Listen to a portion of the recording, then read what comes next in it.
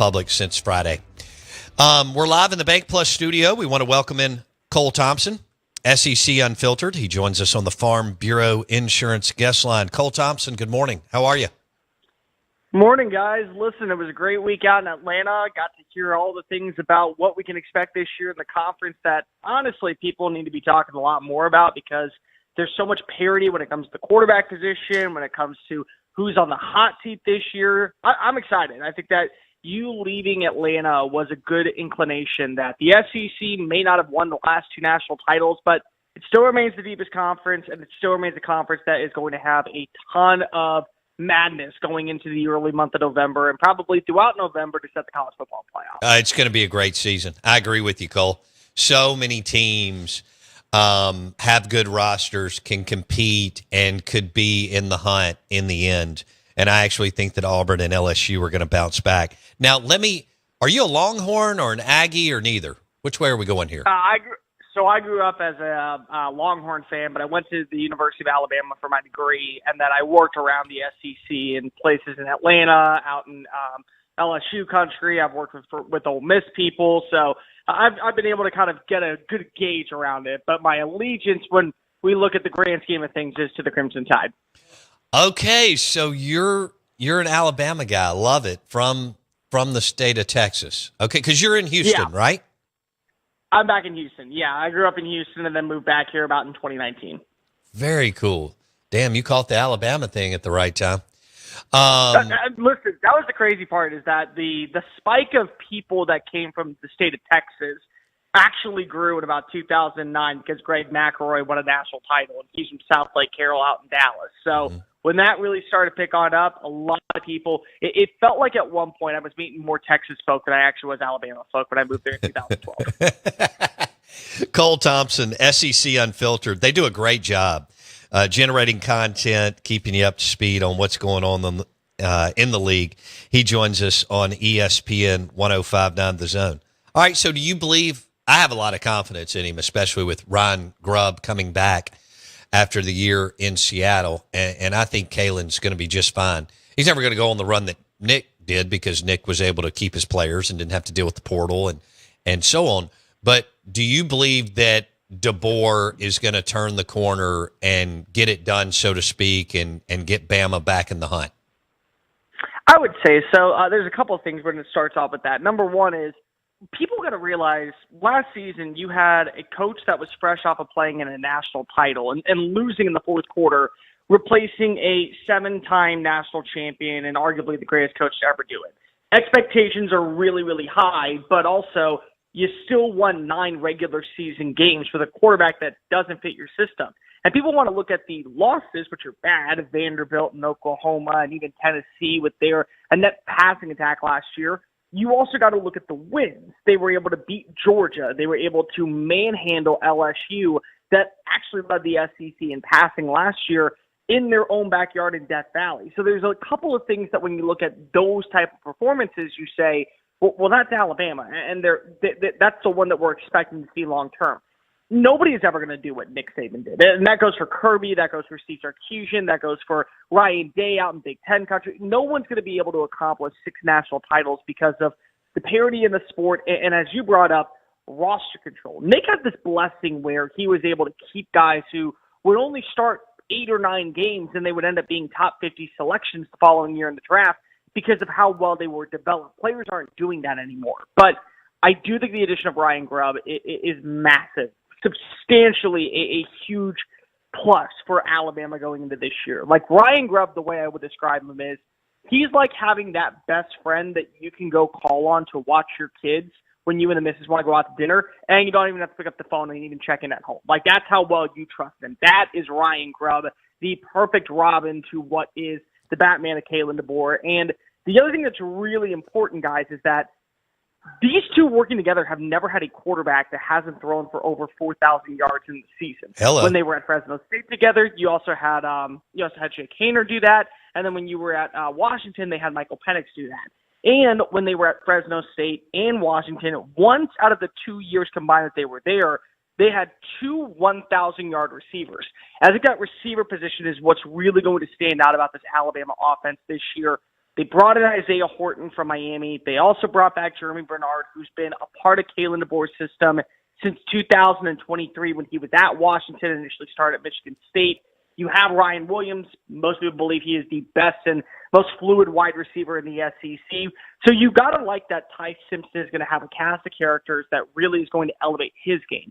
But the other thing, and probably the last thing, is if Ty Simpson isn't the guy, it's not the biggest extent of the world because Austin Mack has been in the system for several years now. He has an understanding about what Ryan Grubb wants. And Ryan Grubb, not Kalen DeBoer, was the one to offer him a spot at Washington. And then they bring in Keelan Russell, the five-star kid from Duncanville. I talked to some people. They don't think he's ready week one, but there will be a very big shock if he's not ready to come in and play maybe one or two games, whether it be Vanderbilt at home or on the road against South Carolina. They believe his upside is through the roof.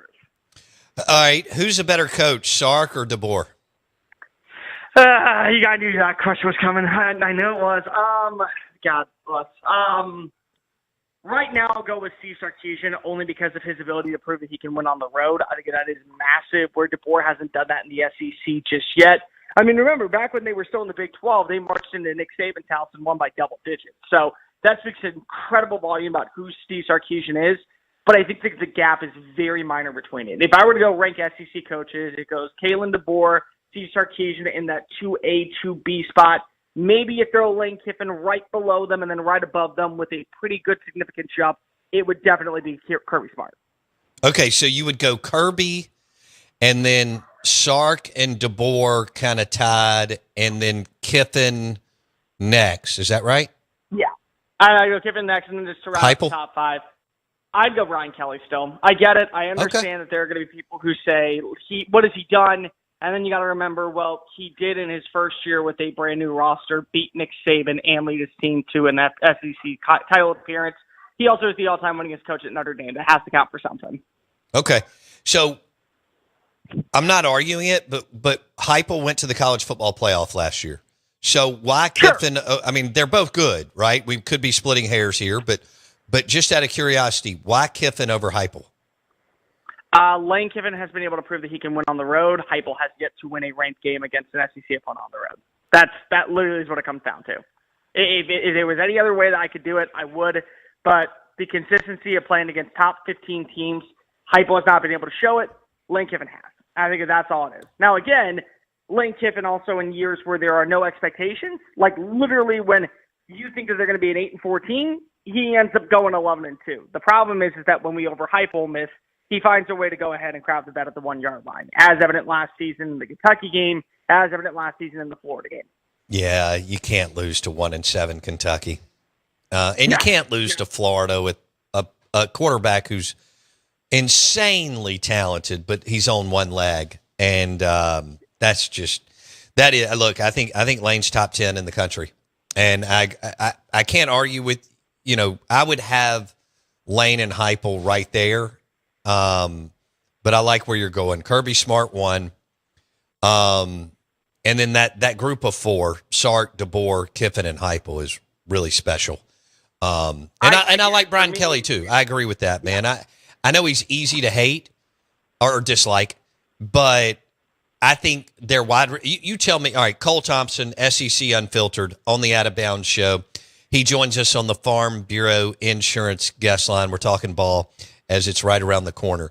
I think with their wide receiver room and they elevated their defense enough and Nussmeier in year 2, I expect them, if they can get through Clemson game 1, Cole, I think they're going to put themselves in position to make a run at a college football playoff berth. Now, that game at Clemson, because Clemson's got 4 potential first-rounders, is going to be tough.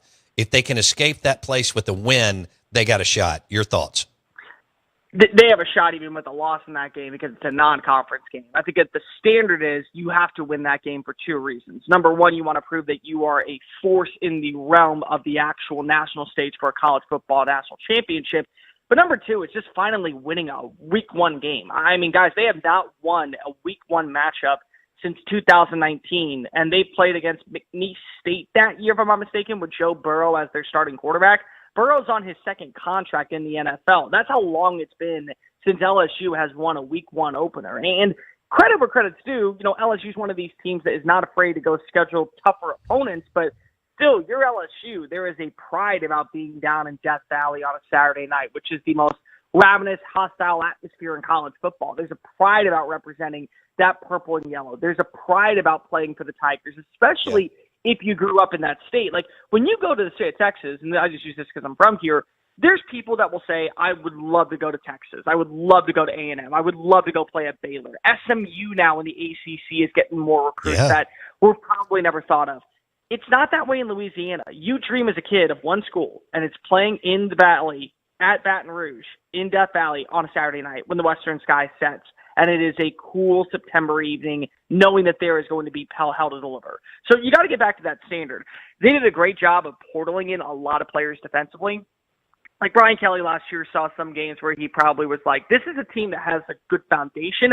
We need more than that. And after they lost Bryce Underwood, they said, okay, use all this money that we set aside to bring in whoever the hell we want. We're going to win every single battle. And they really did with Jack Pyburn from Florida and Patrick Payton from FSU. They also brought in some really good defensive backs like Mansour Delane from Virginia Tech, Tamarcus Cooley, the nickel defender from NC State, AJ Halsey. I got to see him up close and in person last year at the University of Houston. He was one of my favorite transfer portal additions, and he was the very last one to join the crew. That's how well that they've been put together. There's three things that you got to know about LSU this year if they want to win. Number one, Garrett Nussmeier has got to cut down on the turnovers. But keep in mind, he also threw the football 115 more times than any other quarterback last year in the SEC, and he still finished with the same amount of interceptions as Carson Beck and Quinn Ewers. So that means that number two, you got to have a sufficient run game. You got to be able to be more than a one-dimensional offense. In games that they lost, they averaged less than 84 yards on the ground. They have got to be better than that, especially with a healthy Caden Durham. And number three, and probably the most important one, guys, every year that LSU has played for a national title, whether it's been a win or a loss since 2000, they have won at Bryant-Denny Stadium in Tuscaloosa. Every single year, 2003, 2007, 2011, 2019. So if Alabama and LSU is not a primetime game, and if that ends up being a loss, maybe we could say LSU is a playoff team because there's 12 playoff spots, but to prove that you are in that category of this is our year, veteran quarterback, great wide receiver play, sufficient defense, you got to win in Bryant-Denny on an early November night. Damn, I like it. Cole Thompson, SEC Unfiltered, on the Out of Bounds Show, ESPN 105.9 The Zone. Now, do you also do sports talk radio in Houston? I do. I work the afternoon drive in Houston.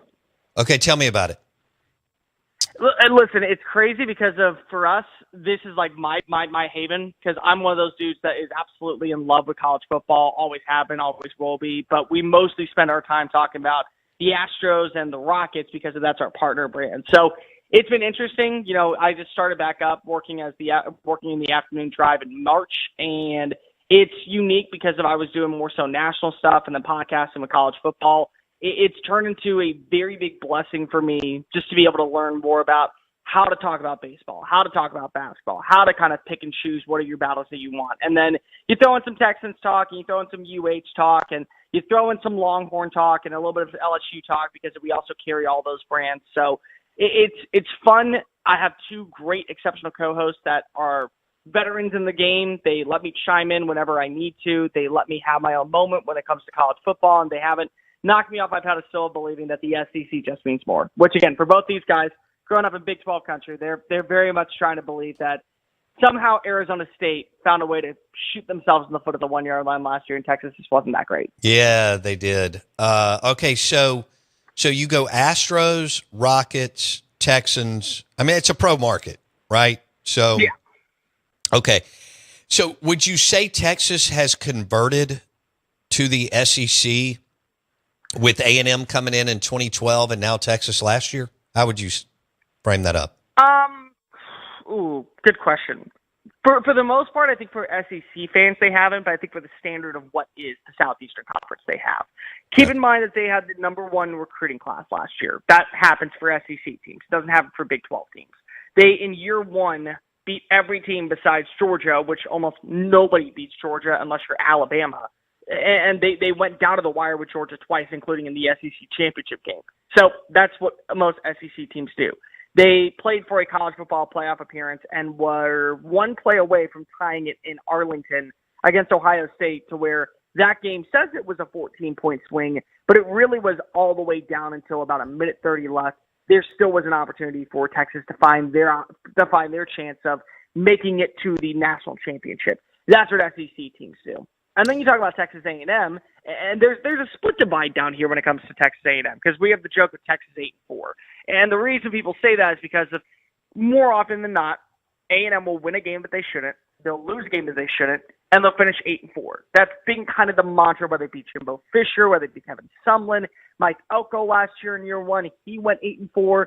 So with Texas, year one with a program in a new conference, already established themselves sitting at the big boy table. They're getting all of the first round courses, and they're having extra pumpkin pie, and they're enjoying an extra slice of cake, and they get to go out and go to the VIP club afterwards. And here's Texas A&M with a 12-year head start, with paying significant amount for coaches to come on in and fix the identity of their program.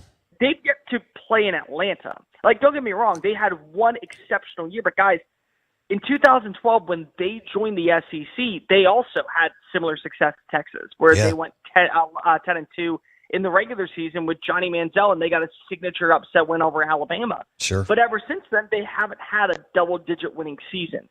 So what will be really interesting is if Texas does it this year, and let's just say they go on a run to Atlanta once again and arches the truth, and they win a national title, they at this point will have more double-digit wins in 2 years than A&M has had in 14. Ooh, I love it. So I think that's really where we're talking about when, hey, it's nothing against A&M. It's nothing against, them having a start and people not giving them the respect that they deserve.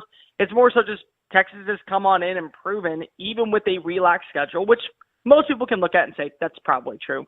Even with the relaxed schedule, they feel like that. They play up to the standard of Alabama. Oh, you can't even compare. I agree with you, Cole. There's 5 of the teams in the league that pulled such cakewalk schedules. You can't compare their schedule and record to the other teams that don't have it.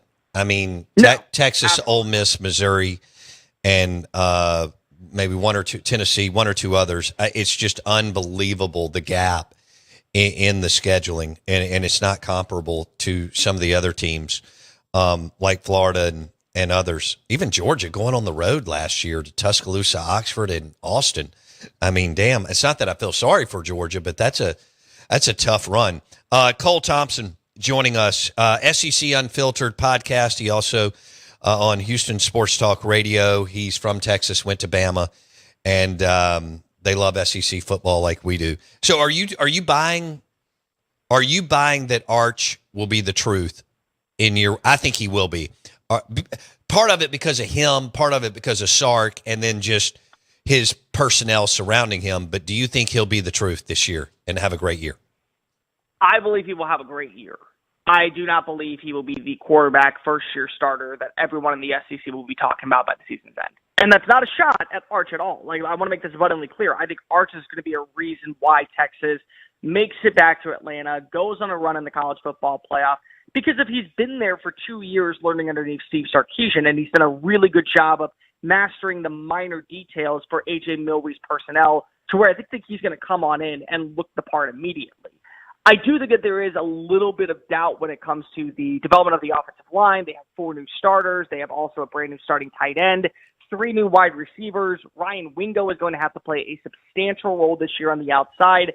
But everything that I've heard is that he is very comfortable in the system. He is very confident in building that relationship with both DeAndre Moore, the slot receiver, and with Ryan Wingo. They bring in Jack Andrews, the tight end from Cal. They absolutely love him. They believe that he has the opportunity to be the best tight end in college football this year, if not and certainly the best tight end in the SEC.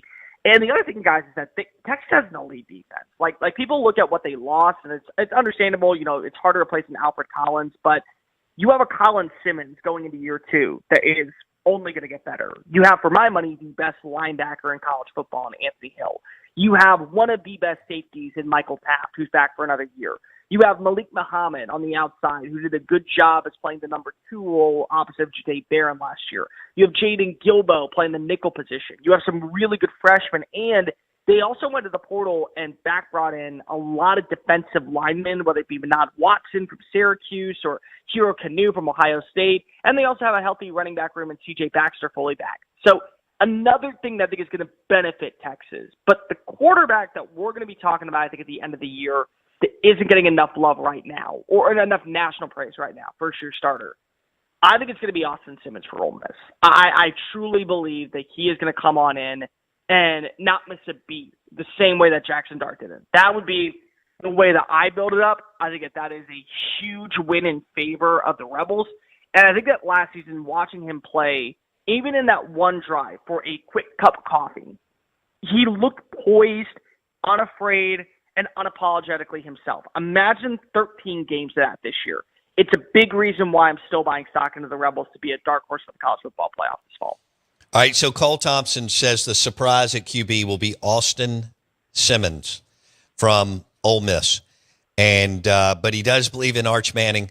And I tell you another one I think is going to have a great year is Lagway. I think Lagway's a star. Oh yeah, Cole. No doubt about that. I think him and John Mateer are going to be the two quarterbacks that we're talking about going into the last week of the season that say, hey, this guy who plays well enough, he has a shot at going to New York City. Boom. Cole Thompson, SEC Unfiltered, on the Out of Bounds show. Cole, we'll have to do this more. Congratulations on the success. We appreciate you. Anytime you guys need me, holla. Talk to you guys soon. That was good. Cole Thompson, SEC Unfiltered. He joined us on the Farm Bureau Insurance Guest Line. The Out of Bounds show is brought to you by Taste Italian Restaurant in the Renaissance. They are open 7 days a week, lunch and dinner. And they have plenty of Elijah Craig bourbon. And I've got to get on Craig. They got to get some Volteo in there, tequila. But we'll make that happen too. We're live in the Bank Plus studio. I've got to give Jackson a hard time on the other side.